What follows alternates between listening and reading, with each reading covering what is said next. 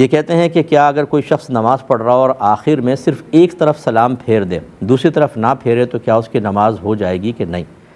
جی نماز تو بہرحال ہو جاتی ہے جیسے آپ السلام علیکم فرسٹ ٹائم کہتے ہیں تو آپ نماز سے باہر ہو جاتے ہیں۔ دوسرا سلام سمجھ لیجئے کہ سنت کی ادائیگی کے لیے ہوتا ہے، اس کو پورا کرنے کے لیے کیا جاتا ہے، تو ایک سلام سے انسان نماز سے باہر ہو جاتا ہے، لیکن ایسا کرنا نہیں چاہیے۔ بہرحال دوسرا سلام بھی پھیریں، لیکن آپ نے پوچھا نماز ہو جاتی ہے کہ نہیں، نماز ہو جاتی ہے۔ ایک بھائی نے کویسچن کیا تھا، یہ پڑوسی ملک کا کویسچن تھا، کہ ہمارے یہاں ابھی بھی شہروں میں قاضی صاحب کا رواج ہے، قاضی شہر کہتے ہیں اسے، اس طرح شاہی امام صاحب کو شاہی امام کہا جاتا ہے بعض علاقوں کے اندر، ابھی بھی اس کا رواج ہے۔ اور ہمارے ہم یہ دیکھتے ہیں کہ قاضی شہر جب ہٹتے ہیں تو اپنی اولاد کو وہاں پر فائز کر دیتے ہیں، ایسے شاہی امام ہٹتے ہیں تو ان کا بیٹا امام بن جاتا ہے۔ اور یہ کہتے ہیں کہ جب کہ اولاد بعض اوقات بالکل لائق نہیں ہوتی، لیکن وہ اس کو وہ منصب دے کر ہٹتے ہیں، تو کیا اس طرح کرنا شرعاً درست ہے یا نہیں ہے؟ دیکھیں ہمارے ہاں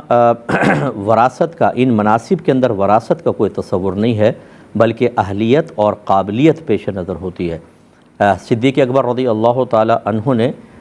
مطلب جب آپ ہٹے ہیں یعنی فوت ہوئے ہیں، تو خلافت حضرت عمر فاروق رضی اللہ تعالی عنہ کے پاس آئی مشاورت کے ساتھ۔ آپ نے اپنے صاحبزادے عبد الرحمن کو خلیفہ نہیں بنایا، حضرت عمر فاروق سے پھر عثمان غنی کی طرف آئی، آپ نے حضرت عبداللہ بن عمر کو خلیفہ نہیں بنایا، عثمان غنی رضی اللہ تعالیٰ عنہ سے حضرت مولا علی کرم اللہ وجہہ الکریم کی طرف آئی۔ ہاں اعلیٰ حضرت نے لکھا ہے کہ حضرت علی نے امام حسن کو خلیفہ بنایا۔ اس کا مطلب یہ ہوا کہ دونوں مثالیں موجود ہیں کہ پہلے خلفاء نے رشتہ داروں کو نہیں، بلکہ جو مسلمانوں نے اس کو اہل سمجھا آگے، حضرت علی نے امام حسن کو دیا، اور امام حسن یقیناً خلافت کے اہل تھے۔ اس کا مطلب اگر اولاد واقعی لائق ہے، اہل ہے، تو ان کو اپنی جگہ منصب پر بٹھانا منع بھی نہیں ہوتا، لیکن اگر وہ اس قابل نہیں ہے، اس سے زیادہ کوئی قابل ہے، یا بالکل ہی نالائق قسم کی اولاد ہے، تو پھر اس کو وہ منصب دے کر جانا اس منصب کے ساتھ خیانت ہے۔ نبی کریم صلی اللہ علیہ وسلم تقریر فرما رہے تھے، خطاب کر رہے تھے، بخاری کی روایت ہے، ایک شخص آیا، اس نے سلام کیا، سرکار نے جواب نہیں دیا۔ جب آپ فارغ ہوئے تو آپ نے فرمایا سائل کہاں ہیں؟ اس نے سوال یہ کیا تھا رسول اللہ قیامت کب آئے گی؟ سرکار نے فرمایا سائل کہاں ہیں؟ وہ آئے۔ سرکار نے فرمایا جب امانتیں ضائع کی جائیں تو تم قیامت کا انتظار کرنا۔ انہوں نے کہا رسول اللہ امانت کیسے ضائع کی جائے گی؟ سرکار نے فرمایا کہ اذا وسد الامر الی غیر اہلہ فانتظر الساعہ، کہ جب مناسب نااہلوں کے سپرد کیے جائیں تو تم قیامت کا انتظار کرنا۔ اس کا مطلب ہے ایک تو امانت کا یہ تصور ہے کہ میرے پاس مال رکھوایا آپ نے، کچھ عرصے ہم بعد میں لے لیں گے، تو میں نے آپ کو وہ دے دیا، یہ امانت۔ اور ایک ہوتا ہے کہ کسی کو منصب دینا، عہدہ دینا، یہ بھی ایک امانت ہے۔ سرکار نے فرمایا اگر غیر اہل کو دیا تو سمجھ لے امانت کو ضائع کیا، اور قیامت کا انتظار کرو کہ یہ قرب قیامت کی علامات میں سے ہیں، اس لیے یہ معاملہ۔ اچھا پھر ایک بات بس میں عرض کروں گا اس میں، کہ ہو سکتا ہے کہ آپ کو ایک شخص نااہل نظر آ رہا ہو، لیکن جو منصب دے رہا ہے اسے کچھ ایسی چیزیں اس میں نظر آ رہی ہیں کہ وہ سمجھتا ہے کہ میرے بعد اس کے لیے اس منصب کو سنبھالنا بہتر ہے، اس لیے فوری طور پہ بدگمانی بھی نہ کریں، پہلے آپ حکمت سمجھیں، علم حاصل کریں، گہری سوچ فکر، ایک معاملے کو مختلف پہلوؤں سے دیکھنے اور سمجھنے کا ملکہ حاصل کریں، ایسے چند اچھے اور بہت ہی زیرک قسم کے مشیر رکھیں کہ آپ ان سے مشورہ کریں کہ میں ایک رائے قائم کرنا چاہتا ہوں، کیا واقعی میں رائے صحیح قائم کر رہا ہوں کہ نہیں کر رہا ہوں۔ جب تک اپنا احتساب نہ کریں دوسرے پہ انگلی اٹھانا قطعاً میرے نزدیک تو بالکل غیر مناسب ہے۔ ایک بھائی نے پوچھا تھا کہ کیا بیٹا اپنے والد کی یا والد اپنے بیٹے کی بیعت کر سکتے ہیں کہ نہیں، یعنی پیر بنا سکتے ہیں کہ نہیں؟ تو جی بالکل بنا سکتے ہیں۔ اگر والد صاحب پیر ہیں تو یہ تو خیر اولاد بعض اوقات ہوتی ہیں، بیعت کرتی ہیں، پھر خلافت ملتی ہے۔ ہاں برعکس معاملہ کم دیکھا گیا ہے کہ بیٹا پیر ہو اور ابا جان ان سے بیعت کریں، لیکن اگر کریں تو بالکل ٹھیک ہے، اگر بیٹا لائق ہے تو واقعی وہ پیر بننے کی صلاحیت رکھتا ہے۔ جامع شرائط ہے، یعنی تمام شرائط اس میں ہیں، مثلا وہ صحیح العقیدہ ہیں اور مرد ہیں، صحیح العقیدہ ہیں، صاحب علم ہیں، اپنی ضرورت کے مسائل کتابوں سے نکال سکتے ہیں، جس کو عالم ہم کہتے ہیں کہ وہ عالم ہیں، کم از کم ظاہری طور پہ کوئی گناہ نہیں کرتے ہیں، باطنی اچھی ان کو معرفت حاصل ہے، لوگوں کو رشد و ہدایت ان کو اس کا ملکہ بھی حاصل ہے، تو بالکل ان کی بیعت کر سکتے ہیں۔ اس کو یوں سمجھ لیجئے کہ اگر اللہ تبارک و تعالی کسی نبی کو نبوت عطا فرمائے تو کیا ان کے والد ان سے بیعت کریں گے کہ نہیں کریں گے؟ لازمی باتیں کریں گے، کیونکہ نبی کی اطاعت اور بیعت کرنا لازم ہوتا ہے۔ اس سے معلوم ہوا کہ اگر کوئی عمر کے لحاظ سے یا رشتے میں بڑا بھی ہو تو وہ اپنے چھوٹے کی بیعت بالکل، یعنی عمر کے لحاظ سے جو چھوٹا ہے اس سے بیعت کر سکتا ہے، اس میں کوئی حرج نہیں ہے۔ ایک بھائی نے کویسچن کیا تھا، بہرحال کویسچن تھا میں نے شامل کر لیا، مجھے بعید لگا کہ ایسا کوئی کرے گا، لیکن بہرحال انہوں نے کہا کہ کوئی قرآن یا حدیث کو معبود مانے تو کیا یہ کفر ہوگا؟ جی بالکل کفر ہوگا۔ معبود کا مطلب اسے عبادت کے لائق سمجھنا، تو قرآن جو ہے یہ کوئی خدا نہیں ہے، ٹھیک ہے نا، اللہ تبارک، یہ قرآن کے اندر اللہ کا کلام ہے، تو یہ اللہ کی صفت تو ہے، اور صفت ذات نہیں ہے کہ ہم اس کو خدا کہہ سکیں۔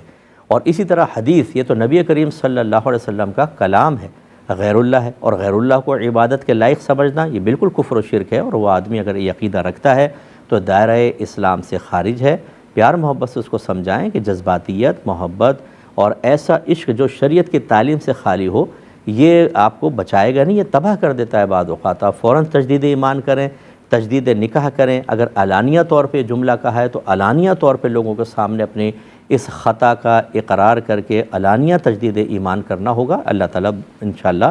درگزر فرما دے گا۔ یہ کہتے ہیں کہ اگر کوئی غیر صاحب نصاب تھا، یعنی شرعی فقیر تھا، لیکن اس نے رمضان سے پہلے فطرہ ادا کر دیا اور بعد میں وہ صاحب نصاب ہو گیا تو کیا دوبارہ فطرہ ادا کرنا ہوگا؟ پہلی بات سمجھ لیجئے کہ جو فطرہ ہوتا ہے حقیقتاً اس کی ادائیگی واجب اس پر ہوتی ہے جو مالک نصاب ہوتا ہے، اور اس کے نصاب وہی ہوتا ہے جو زکوٰۃ کا نصاب ہے۔ بس فرق یہ ہوتا ہے کہ زکوٰۃ کے مال پر سال گزرنا شرط ہوتا ہے، اور اس میں سال گزرنا شرط نہیں ہوتا۔ جس نے عید کے طلوع فجر پائی اور وہ مالک نصاب ہے، بس اس کے اوپر صدقہ فطر واجب ہو گیا،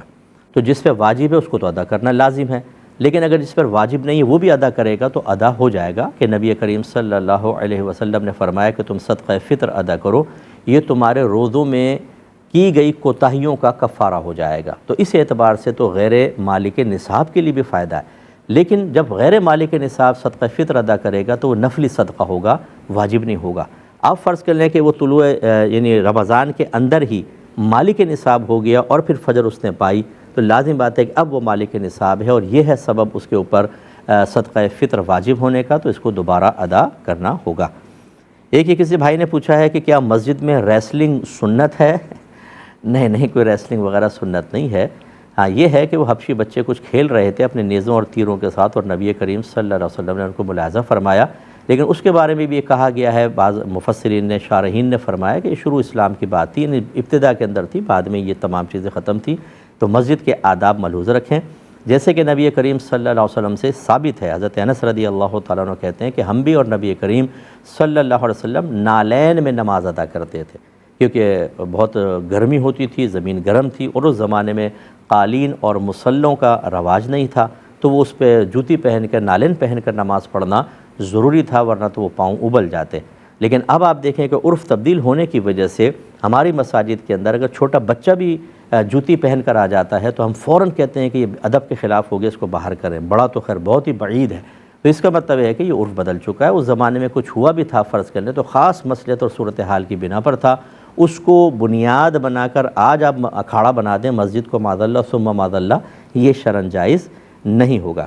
ایک بھائی نے کویت سے مجھے یہ میسج کیا تھا، انہوں نے کہا کہ یہاں پکی پکائی روٹی ملتی ہے اور 3 دن اس کی ایکسپائری ہوتی ہے، بعض اوقات میں روٹی کھاتا ہوں بچ جاتی ہے، تو اب کیا کروں؟ رکھوں گا تو وہ خرابی ہوتی ہے، اس کو پھینکنا پڑتا ہے، اور ہم پرندوں وغیرہ کو ڈال نہیں سکتے کہ یہاں وہ خلاف قانون ہے، جرم ہے یہ باقاعدہ۔ اور بعض اوقات کہتے ہیں کہ میں 3 کے بجائے 5 دن چلا لیتا ہوں اس کو کہ چلو کسی طرح روٹی ضائع نہ ہو، لیکن اس کے باوجود اگر بچ جاتی ہے تو کیا اگر میں ڈسٹ بن وغیرہ میں پھینکتا ہوں تو کیا میں گناہ گار ہوں گا؟ دیکھیں، نعمت کا ضائع کرنا گناہ تو ہے، آپ کوشش کریں کہ اپنی تھوڑی بھوک بڑھا لیں یا تھوڑی کم کر لیں۔ اگر وہ پیکٹ مختلف ملتے ہوں، اگر فرض کر لیں کہ 2 کا ملتا ہے، 3 کا، 5 کا، تو آپ اتنا ہی وہ والا پیکٹ لیں جو آپ کی بھوک کو پورا کرے اور بچے نہیں، پھینکا نہیں اس کو۔ کوشش کریں کہ اس کو دلیہ وغیرہ میں ڈال کر، کوئی اور چیزیں اس میں مرچ مسالہ ڈال کر، اس روٹی کے ٹکڑے کر کے، کوئی جس کو حلیم وغیرہ کہتے ہیں، ایسی کوئی چیز تیار کر کے اس کو ضائع کرنے سے بچیں۔ لیکن اگر آپ پھر بھی پھینکتے ہیں تو اب ہم تو آپ کو اس کی اجازت نہیں دے سکتے، اب یہ اللہ کی رحمت پر موقوف ہوگا کہ آپ سے درگزر کر لے، اور ہو سکتا ہے کہ اس نعمت کو ضائع کرنے پر آپ کی گرفت ہو۔ میں نے ان سے کہا تھا آپ کسی دوست آپ کو اپنا شیئر کر لیا کریں، کوئی مزدور کو دے دیں، کہنے کہ یہاں مزدور بھی ایسا ہوتا ہے کہ اس کے پاس بعض اوقات زبردست قسم کے موبائل ہوتے ہیں، وہ کون لے گا میری روٹی؟ تو بہرحال اللہ تعالیٰ آپ کی مجبوریوں کو سمجھتا ہے، کوشش کیجئے کہ اللہ کی نعمت ضائع نہ ہو، اور تھوڑا سا آپ حکمت سے کام کریں گے انشاءاللہ ایسا ہو جائے گا۔ ایک بھائی نے پوچھا کہ میرے والد صاحب ہارٹ پیشنٹ ہیں